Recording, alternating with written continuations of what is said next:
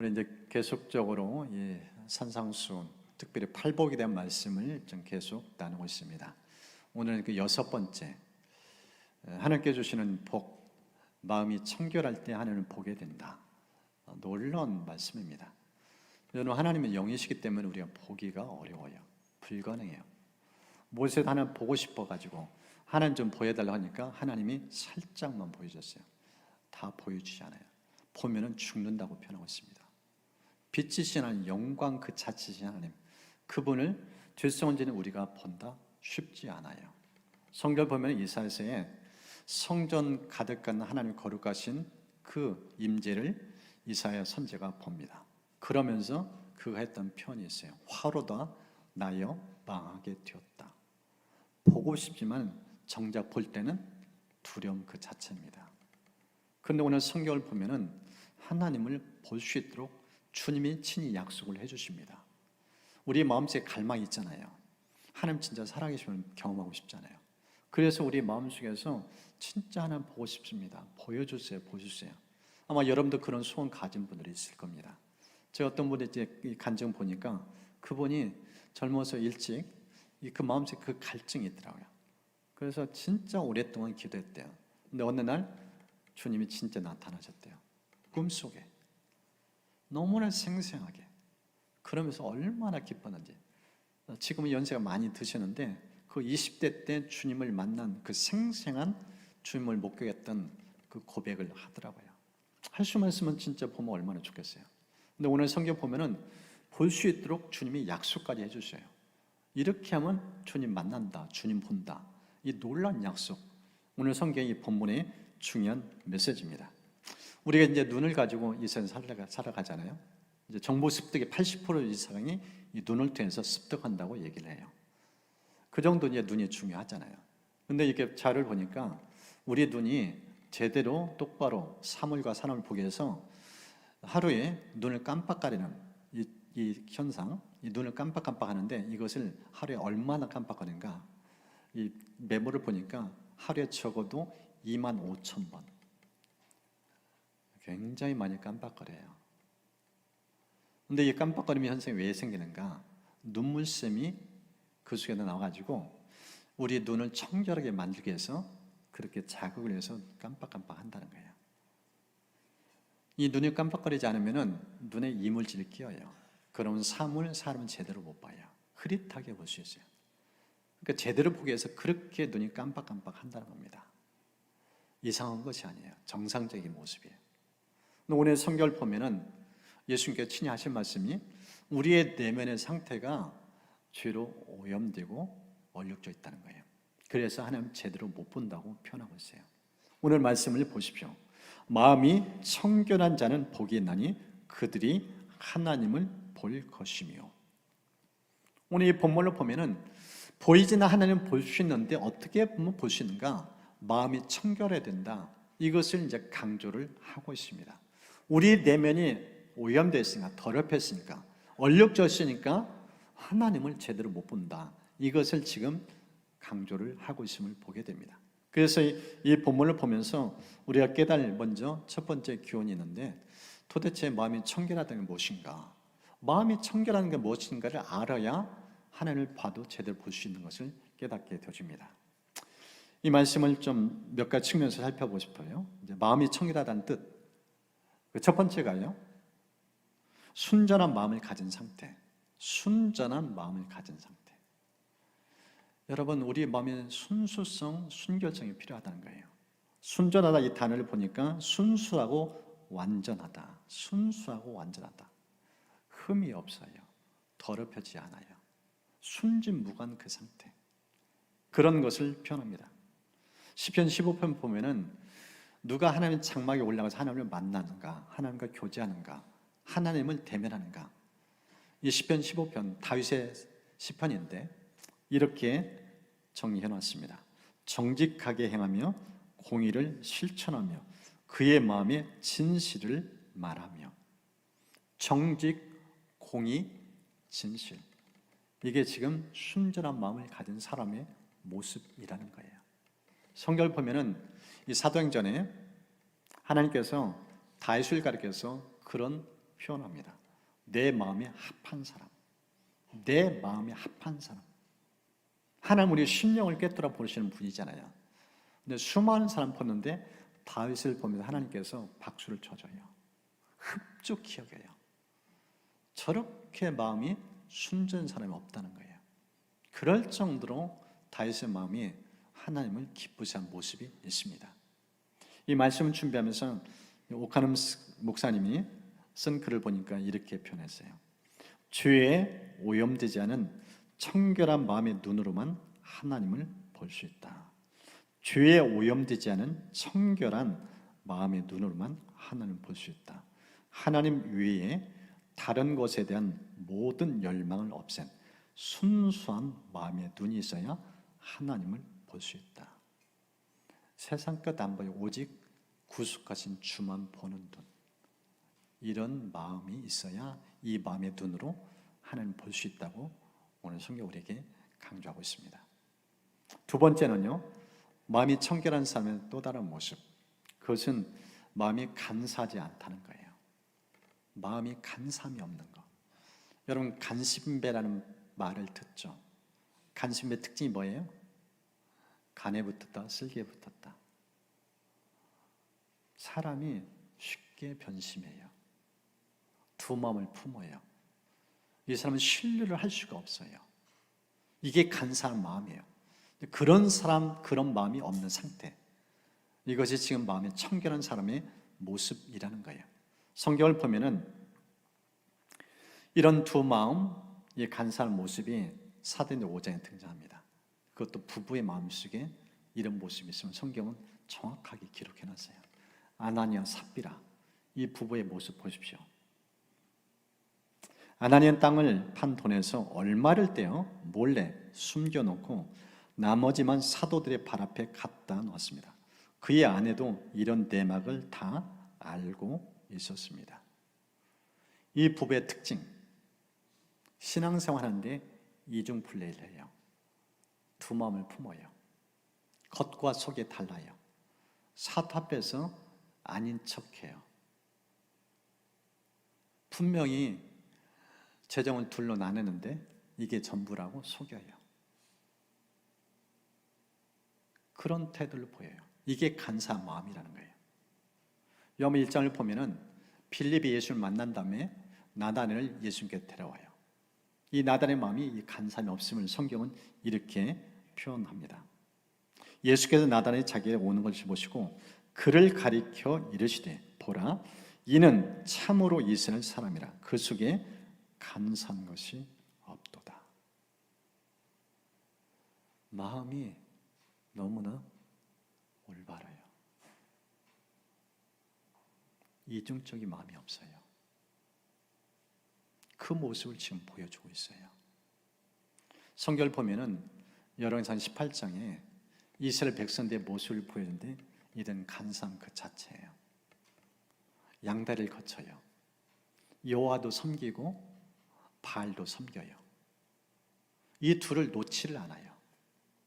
일편단심 하나님 한 분만 섬겨야 되는데 세상도 붙잡고 있고 하나님도 붙잡아요.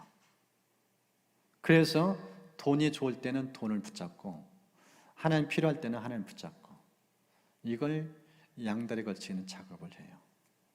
그래서 엘리야 선지자가 이들을 책망해요. 언제까지 이 둘 사이에서 머뭇하려느냐? 왜 이렇게 줏대가 없냐? 왜 이렇게 마음이 나뉘냐? 왜 이렇게 변심을 살고 있냐? 하나님 그런 마음 좋아하지 않는다. 여러분이 간사한 마음 갖고 있으면 절대 하나님 볼 수가 없어요. 오늘 성경은 바로 그 말씀을 우리에게 들려줍니다. 그래서 야고보서 4장 8절에도 이렇게 강조합니다. 하나님을 가까이 해라. 그리하면 너희를 가까이 하시리라. 죄인들아 손을 깨끗이 하라. 두 마음을 품은 자들아 마음을 성결하게 하라. 두 마음은 변심했다는 거예요. 더럽혀졌다는 거예요. 오염됐다는 거예요. 그 마음은 하나님을 만나지 못하니까 하나님 가까이 할 수 없으니까 마음을 정결케 할 것을 강조를 하고 있어요. 그렇다면 우리가 이제 정결한 마음을 갖기 위해서 필요한 것이 무엇인가? 좀 몇 가지 측면 속에서 이 정결한 마음을 갖기 위한 몇 가지 좀 강조사항을 좀 보려고 합니다. 그 첫 번째가요, 정결한 마음 갖기 위해서는 무엇보다 필요한 것이, 가장 중요한 것이 첫 번째가 여러분 거듭남이 필요합니다. 예수를 인격적으로 만나야 된다는 거예요. 인간은 죄로 얼룩져 있어서 에베소 2장을 보면은 영적으로 죽어 있다고 표현해요. 근데 성경을 보면은 예수님이 이 땅에 오셔서 공생애사 갈 때 사회적으로 명망 있는 사람이 예수님께 찾아와요. 이 사람은 공의의원이라고 표현하고 있어요. 지적인 능력도 있고 사회적으로 신분적으로 아주 고위 관리층 사람이에요. 니고데모. 그가 예수님께 어느 날 밤에 찾아옵니다. 그래서 예수님께 와서 그가 이런 고백이에요. 당신을 보니까 당신 일반 스승과는 다릅니다. 차별성이 있습니다. 뭔가 다른 모습이 있어요. 하나님께서 보내지 않으면 이런 모습, 이런 행적을 할 수가 없습니다. 그래서 당신을 좀 깊이 있게 만나고 싶어서 이렇게 찾아왔습니다. 얼마나 귀한 모습이에요. 근데 예수님께서 하신 말씀이 이렇게 말씀을 하신 겁니다. 예수께서 대답하여 이르시되 진실로 진실로 너에게 이르노니 사람이 거듭나지 아니하면 하나님의 나라를 볼 수 없느니라. 지금 이 니고데모 예수께 찾아왔는데 자기 나름대로는 보았다는 거예요. 예수님 뭔가 다른 게 느껴졌다는 거예요. 그런데 성경 예수님은 그 시야, 그 시각, 그 시선 잘못됐다는 거예요. 그건 육적인 안목이라는 거예요.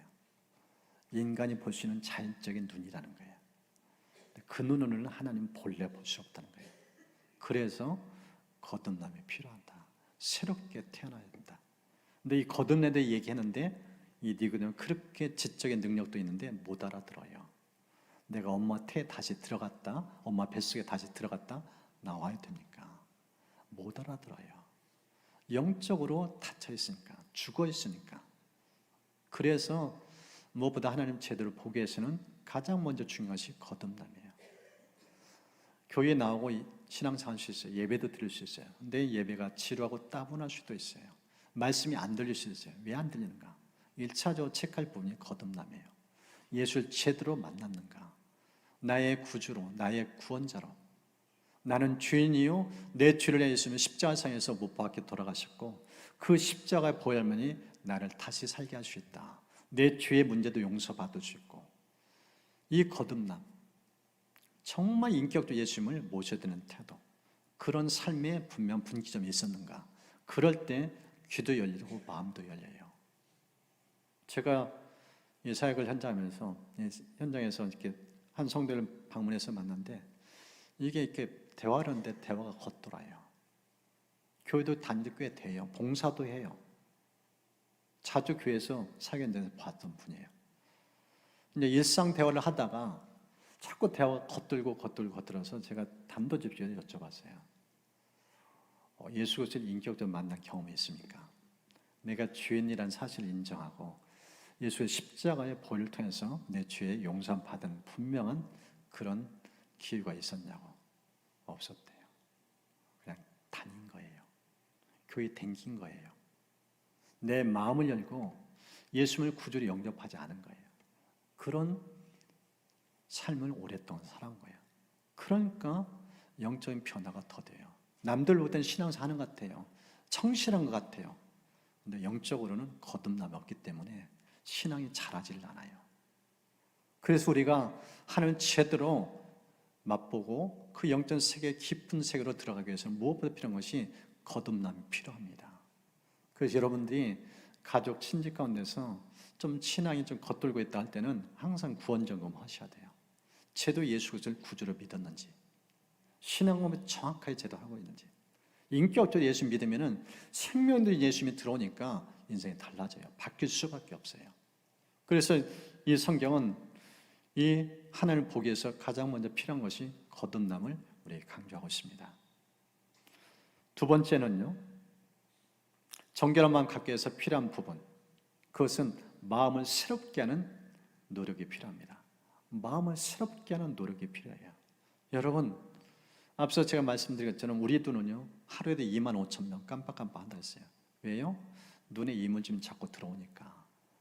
깜빡거리지 않으면 눈이 흐려져요.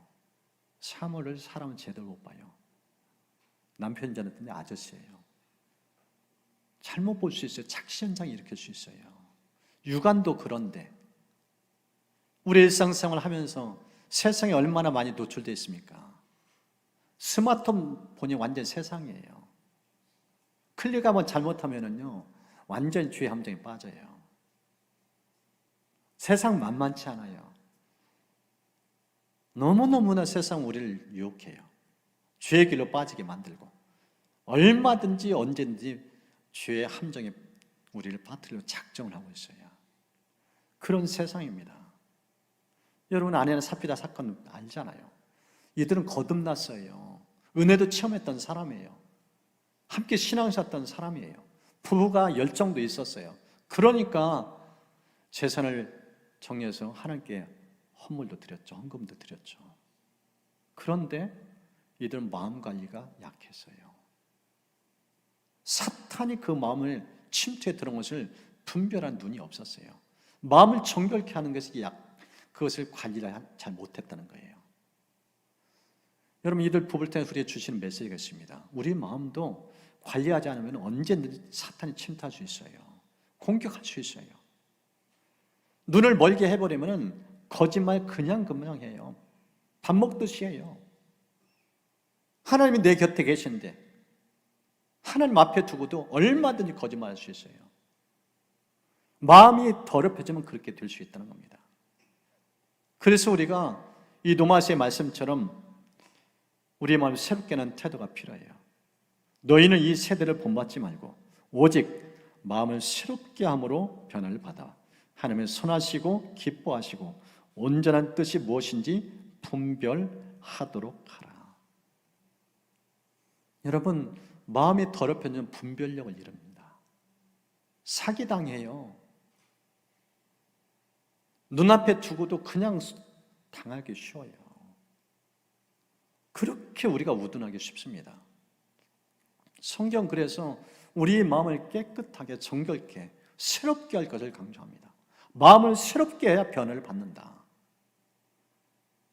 하나님께서 저의 10년 가운데 그런 은혜를 부어주실 축복합니다. 그럼 어떻게 하면 마음을 새롭게 하는가? 두 가지를 좀 강조하고 싶어요. 첫 번째가 진리의 말씀입니다. 요한 17장 17절에 보면은 예수님께서 이렇게 말씀합니다. 그들을 진리로 거룩하게 하옵소서. 아버지의 말씀은 진리입니다. 우리를 정결케 깨끗하게 하도록 하나님께서 선물 주시는 그것이 진리의 말씀이에요. 성경을 가까이 하는 사람, 여러분 성경에 보면 여러분 영혼의 상태를 알 수 있어요. 성경에 깨끗한 사람은 영혼이 더럽혀진 상태입니다. 근데 성경에 손때가 묻은 사람은 영혼이 정결해요. 그래서 성경책을 보면은 영혼의 상태를 제대로 알 수 있어요. 여러분이 성경책에 손때가 묻었을 때 축복합니다. 손때가 많이 묻을수록 영혼은 정결케 되어져요. 깨끗하게 되어져요. 시편 119편 하나님 말씀입니다. 99절절 176절에 그렇게 많은 내용인데 그 중에 한 부분이 이렇게 표현합니다. 청년이 무엇으로 그의 행실을 깨끗하게 하리까? 주의 말씀만 지킬 따릅니다. 여러분 청년 때는 어떤 때예요? 세상 유혹을 많이 받는 때예요. 죄의 유혹에 쉽게 빠져요. 그런데 그 정욕을 어떻게 이길 수 있는가? 말씀 붙잡으면 돼요. 말씀은 거룩길로 인도해요. 그 죄의 오염으로 자기를 보호해줘요. 청년뿐이겠어요? 누구나 다 죄에 오염되기 쉬운 존재예요. 그걸 어떻게 내 마음을 관리할 수 있는가? 성경 정확하게 말씀해요. 주의 말씀을 품으면 된다. 말씀을 갖가면 된다. 여러분 삶 속에 이뤄내기를 축복합니다. 두 번째는요, 우리 마음을 새롭게 하기 위해서 필요한 부분, 하나님과 교제하는 거예요. 거룩하신 하나님과 늘 교제하는 겁니다. 로마 21장을 보면은 예수님께서 말세에 징대에서 여러 얘기를 하면서 우리의 마음에 우둔하기 쉬운 때가 말세의 때인 것을 강조합니다. 왜 그런가? 말세에는 세 가지 특징이 있어요. 첫 번째가 방탕이 쉽다는 거예요. 두 번째가 술 취하는 사람이 많다는 거예요. 세 번째는 생활의 염려 때문에 고통받는 사람이 많다는 거예요. 술 취함, 방탕함, 염려, 이 세 가지가 우리 마음을 병들게 만든대요. 우둔하게 만든다고 표현하세요. 둔감하게 한다는 거예요. 분별력을 잃게 만든다는 겁니다. 우리 마음이 그렇게 무뎌지기 쉽다는 거예요. 그래서 이렇게 무뎌지기 쉬운 이 마음을 어떻게 관리하는가? 예수님이 연일 말씀에 이렇게 강조합니다. 이러므로 너희는 장차 올 이 모든 일을 능히 피하고 인자 앞에 서도록 항상 기도하며 깨어 있으라. 항상 기도하며 깨어 있으라. 마음 관리의 비법을 예수님이 강조한 거예요. 여러분, 깨어 있지 않으면 내 마음이 무뎌져요. 둔감해져요. 영적 감각을 잃어버려요. 그래서 마음을 새롭게 하기 위해서 필요한 부분이 말씀을 가까이 하는 것과 주님을 가까이 하면서 날마다 교제하는 거예요. 언제 어디나 함께 하시는 주님, 늘 주님과 소통하는 거예요. 대화하는 거예요. 쉬지 말고 기도하라고 표현하고 있잖아요. 깨어 있으라는 메시지예요. 우리 영은 하나님과 소통하지 않으면 영혼이 잠자기 쉬워요. 그러면 무뎌진다는 거예요. 한 번은 삶 속에서 날마다 영적으로 깨어있으면서 늘 바른 분별력하고 살 수 있는 은총을 축복합니다. 이 말씀을 통해서 그동안 두 가지를 좀 살펴봤어요. 우리의 마음을 청결하게 유지하기 위해서 첫 번째는 거듭남, 그 다음에 마음을 새롭게 함. 이제 세 번째 부분입니다. 세 번째 부분은 좋은 대인 관계입니다. 세 번째 강조점은 좋은 대인 관계. 히브리서 12장을 보면은 우리가 하나님을 볼 수 있도록 하기 위해서 대인관계의 중요성을 이렇게 말씀합니다. 모든 사람과 더불어 화평함과 거룩함을 따르라. 이것이 없이는 아무도 주를 보지 못하리라. 모든 사람과 좋은 원만한 관계를 유지하라는 거예요. 한두 사람이 아니라 끼리끼리 놀지 말라는 거예요. 내가 좋은 사람끼리만 모이면은 하나님을 볼래야 볼 수가 없다는 거예요. 편협하다는 거예요. 하나님은 절대 편협한 분이 아니라는 거예요. 모든 일을 다 품는 분이 우리 하나님이에요. 그런 하나님 마음을 품기 위해서 두 가지를 강조합니다. 첫 번째가 화평, 두 번째가 거룩. 이 마음을 갖고 살면서 하나님을 보여준 사람이 창세기에 등장합니다. 요셉이에요. 요셉은 형들의 시기, 질투 때문에 팔려간 인생이에요. 마음에 쓴뿌리가 있어서 사람인데 성경에는 그의 모습을 이렇게 표현합니다. 그의 주인이 여호와께서 그와 함께 하심을 보며 또 여호와께서 그의 범사에 형통하게 하심을 보았더라. 여러분, 보디발은요, 예수 믿는 사람 아니에요. 하나님 경외하는 사람 아니에요. 이교도예요. 우상 숭배하는 사람이에요. 근데 그의 눈에 요셉 때 하나님을 보았다고 표현하고 있어요. 무슨 뜻이에요? 하나님이 요셉 때 나타난 거예요. 어떻게 가능하겠어요? 그의 마음에 그릇이 하나님을 품고 있었어요. 화평의 마음이 있었고 거룩의 마음이 있었어요. 이 마음 품고 사니까 그의 삶 속에 하나님이 현현한 거예요.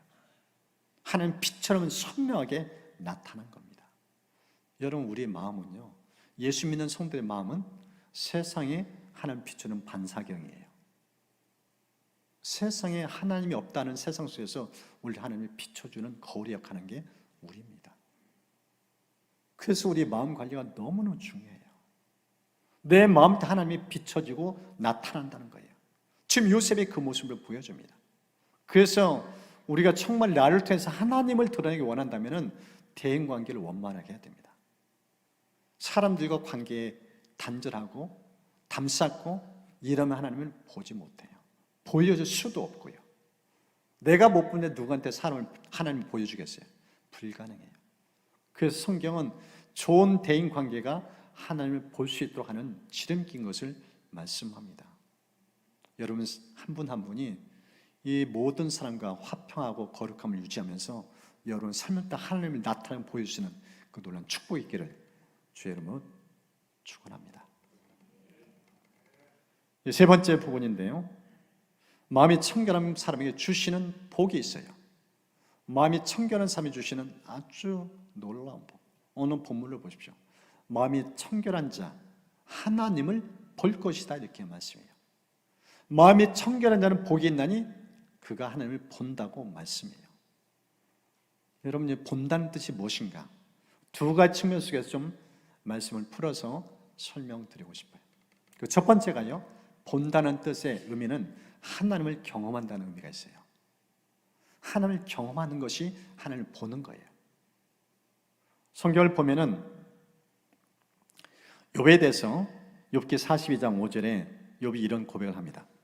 내가 주께 대하여 귀로 듣기만 하였으나 이제는 눈으로 주를 배움나이다. 여러분, 이 말씀 주의 있게 보십시오. 욥이 자기 고백인데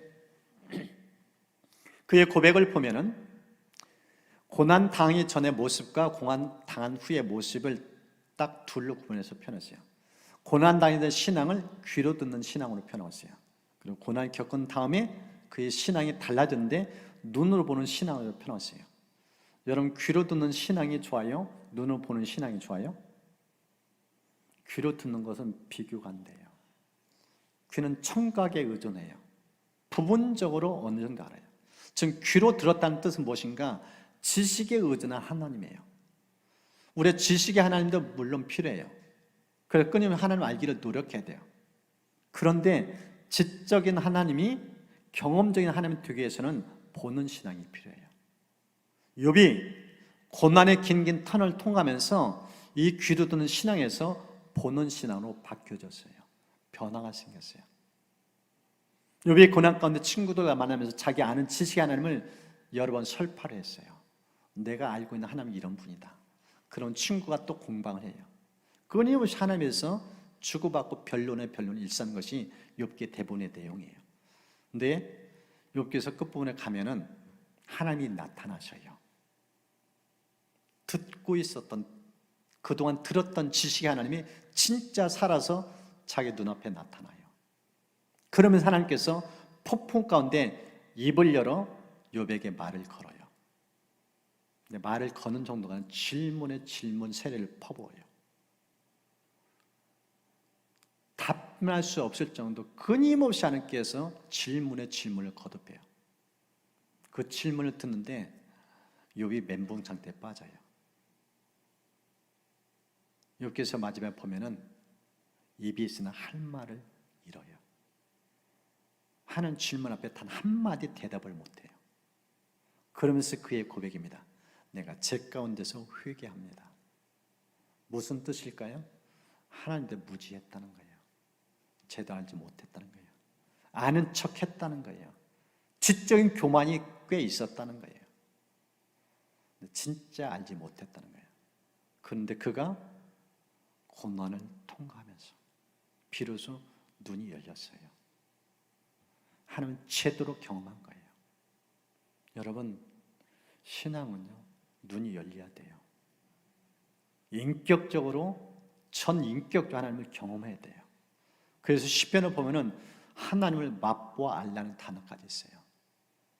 맛보아 안다는 뜻이 경험한다는 뜻이에요. 그래서 여러분, 신앙생활에 간증이 풍성해야 돼요. 신앙이 몇십 년 했는데 기도응답 몇 건은 끝나면 안 돼요. 생생한 체험담이 있어야 돼요.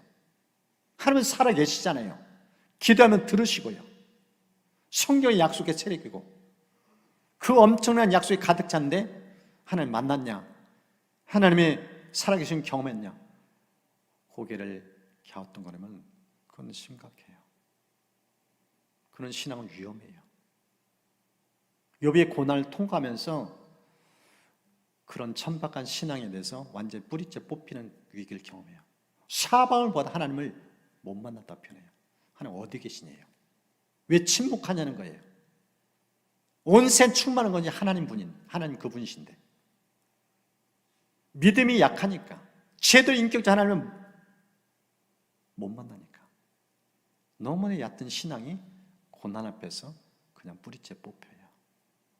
여러분, 하나님은 제대로 경험하지 않으면 신앙이 밑바닥에 그냥 드러납니다. 민낯을 제대로 보게 되어져요. 그런 신앙 가지고는 인생의 시련 역경을 견딜 수가 없어요. 굳건하게 요동참기 위해서 필요한 것은 하나님을 제대로 경험해야 돼요. 그래서 이 신약의 에베소 1장을 보면은 이 교회에 대한 서신, 에베소서 1장을 보면은 에베소 교회 성도를 위해서 사도 바울이 중보 기도를 해요. 근데 이 기도 가운데 보십시오.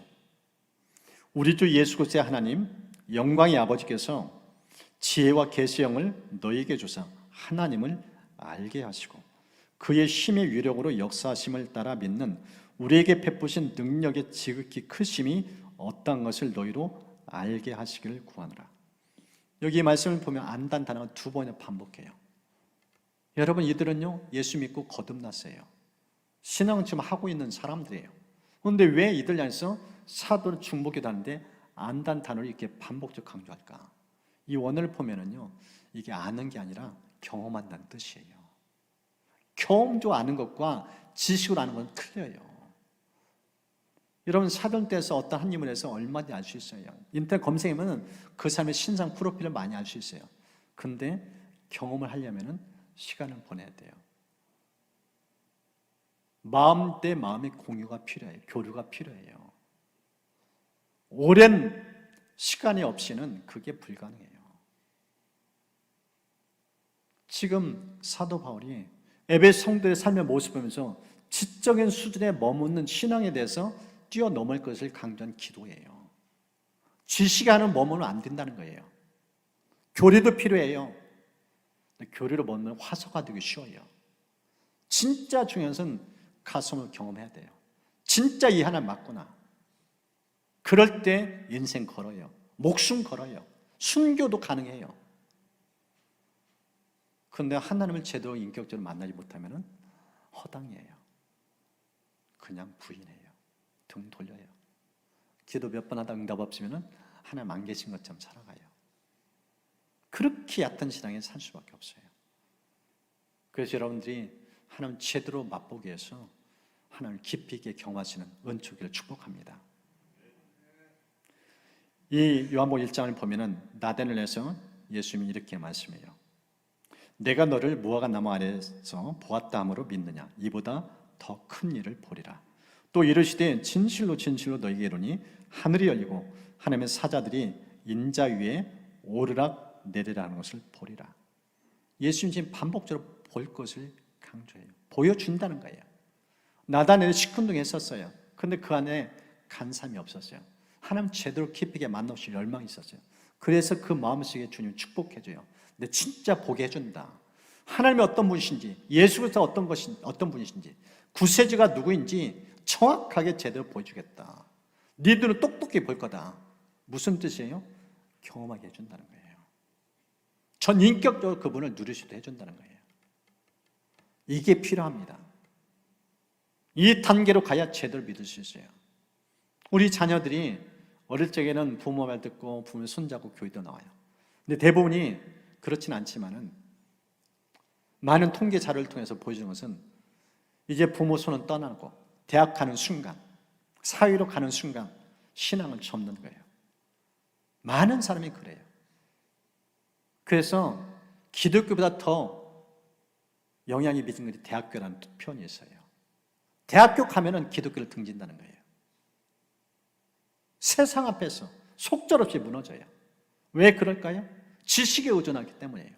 진짜 예수님은 인격적으로 안 만난 거예요. 예수님 제대로 인격적으로 만나보세요. 세상 앞에 요동치 않아요. 똑바로 살아요. 오히려 예수님을 증거하게 되어집니다. 하나님께서 우리 교회에 속한 모든 자녀들이 이런 줄 축복합니다. 제대로 인격적으로 예수님 만나면 세상 앞에 당당해요. 나 예수님 만났다. 이런 분이다. 이런 확고한 부동한 그런 삶을 살아주시길 축복합니다. 지금 하나님 본다는 뜻, 두 번째 의미는요, 하나님과 교제한다는 뜻이에요. 하나님은 살아계시니까. 하나님 본다는 뜻은 하나님을 인격적으로 끊임없이 교감한다는 뜻이에요. 이 교제의 의미가 담겨져 있어요. 여러분, 하나님 보는 분의 특징 보세요. 실시간으로 교제해요. 제가 어제 노방전도, 우리 공원전도 현장에 가서 사람을 만났는데 가기 전에 이제 기도했어요. 스가랴 4장에 있는 힘으로 능으로 되지 않는 것, 오직 여호와의 신으로 되어진다는 뜻. 성전 건축료는 스룹바벨을 통해서 하나님이 성전 건축하시겠다는 말씀인데, 성전 건축은 스룹바벨이 하는 것이 아니라 돈으로 인간의 힘을 하는 게 아니라 오직 성령을 통해서 하는 거다. 그를 통해서 주신 메시지, 하나님 일은 하나님 하신다. 그래서 하나님 일을 제대로 하기 위해서는 성령을 의존해야 된다. 여러분, 예수님께서 제자들 훈련시켰어요. 3년여 시간을 보내면서 한솥밥 먹으면서 훈련시켰는데 제자들 좌충우돌이에요. 부활하신 예수님 보고도 믿지 못해서 참 시큰둥한 제자들의 모습이에요. 그런 그들에게 예수님이 세상을 변화시킬 수 있도록 가서 모든 족속으로 제자 삼는 말씀이에요. 자신의 믿음도 없는데 어떻게 그렇게 할 수 있을까? 이유는 딱 하나입니다. 성령이 임하시면. 전도는, 선교는 너희가 하는 것이 아니라 성령이 하신다. 너는 가서 전하기만 하면 된다. 입만 열면 된다. 발만 움직이면 된다. 어제 현장에 나와서 사람 만났는데 첫 번째 만난 사람은 바빠요. 그러면 딱 거절을 해요. 그래서 이제 어떤 분이 또 계실까 찾아봤는데 한쪽에 한 어르신이 앉아 계시더라고요. 다가서 인사드리고, 근데 첫 마디, 나 불교도요. 무슨 뜻이에요? 관심 없으니까 가보란 뜻이에요. 그런데 다가갔어요. 다가가서 이런저런 질문 드리고 하는데 이 어르신이 마음이 열리고 자기 얘기를 꺼냈는데 1시간 가까운 시간 동안 얘기를 들었어요. 군대부터 안산을 어떻게 이사 왔으며 어떻게 인생 사셨는지. 근데 참 인생 반대게 사시더라고요. 참 존경할 만큼. 그래서 박수도 쳐드리고 참 훌륭하신 분이라고. 참 이런 아버님 보기 드문데 너무나 잘 사셨다고. 진짜 진심에 우러나서 처음에는 딱 담을 쌓았는데 그냥 하나님이 길을 여시고 마음을 여시니까 대화가 되어져요. 끝날 때는 아내가 끝날 무렵 아내가 전화 왔는데 전화도 끊고 계속 주고받고 대화가 이어져요. 사람이 하겠어요? 하나님이 함께 하시면은 교제가 이루어져요. 소통이 이루어져요. 좋은 관계가 형성되고 다음을 또 약속하고 헤어졌어요. 여러분, 우리의 삶의 현장에 성령님이 늘 계셔요. 전도하면 전도 현장에 주님이 동행해 주시고요. 인생의 문제 있으면 문제 현장에 주님이 동행해 주셔요. 함께 하신 주님을 보는 눈이 있으면 주님과 교제가 끊이지 않아요. 주님께 묻고 반응하고 누구 만날까요? 무슨 말을 할까요? 자꾸 성령에서 교제하니까 그 하나님의 일하심이 보여지는 거예요.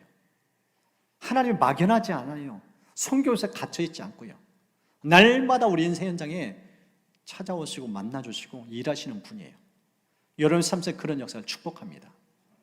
성경을 보면은요, 이 하나님을 경험도 하고 하나님께 교제가 끊어졌던 한 사람이 나와요. 그게 누군가? 모세예요. 신명기에 보면은 모세도 이렇게 기록해놨습니다. 그 후에는 이스라엘에 모세 같은 선지자가 일어나지 못하였나니 모세는 여호와께서 대면하여 아시던 자요, 여호와께서 그를 애굽 땅에 보내사 바로와 그의 모든 신하와 그의 온 땅의 모든 이적과 기사와 모든 큰 권능과 위엄을 행하게 하시며 온 이스라엘 목전에서 그것을 행한 자이더라. 두 가지의 모세의 모습을 보여줘요. 첫 번째는 하나님은 대면을 알았다. 무슨 뜻이에요? 하나님께 교제를 계속했다는 거예요. 실제 출애굽기 33장 보면은 모세 일과가 나와요. 하루 일과 시작할 때 회막에 가서 하나님을 만나요. 그것이 일과의 시작이에요. 그것이 광야 여정의 날마다 여정이에요. 그래서 성경이 딱 그렇게 기록했어요. 모세는 여호와를 대면을 알았다. 살아계신 하나님과 하루도 빠짐없이 교제가 이뤘던 사람, 이게 모세의 모습이에요. 그런 하나님뿐만 아니야. 그는 하나님이 얼마나 능하신지 그걸 체험했어요. 지팡이를 통해서 표적 기사 그에서는 끊이지 않았어요. 바로 앞에서 광야 40년 걸어가면서 반성을 치면 거기에 물이 나오게 하시고 하나님의 능하심이 얼마나 강력한지 그는 온몸을 체험했어요. 머리로 하는 하나님 아니에요. 지적인 하나님 아니에요. 인격 대 인격 하나님을 만났고 교제했고, 그리고 그 하나님이 자기 인생 속에서 이스라엘 백성에서 끊임없이 나타나는 거예요. 이게 모세의 생애입니다. 이건 모세의 생이 아니라 우리의 생애가 되라는 말씀이에요. 여러분 얼마나 하나님을 보고 계십니까? 얼마나 하나님을 경험하고 그 하나님을 맛보며 살고 계십니까? 머리로 하는 하나님은 재미없어요. 지루해요. 공허감은 줘요. 사람들의 울림을 줄 수가 없어요. 영향을 미칠 수가 없어요. 살아있다는 뜻은 영향이 흘러간다는 뜻이에요. 우리 교회에 속한 성도는 한 분 한 분이 정말 오늘 성경을 통해서 보여주는 예수님의 약속에 여러분 삶을 실제로 축복합니다. 내 마음이 청결하면은 하나님을 본다는 거예요. 하나님을 경험할 수 있고 하나님을 맛봐 알면서 그 하나님과 교제가 끊이지 않는 모습, 이런 놀라운 역사가 임합니다. 이제 말씀을 마무리하면서 여러분들이 찬양하면서 내 마음의 상태가 어떤지 좀 점검하고 진짜 내 심령이 청결케 되어져서 날마다 하나님을 맛보아하는, 진짜 하나님을 눈으로 영이 열려서 볼 수 있는 그런 은총기를 주의 이름으로 축복합니다.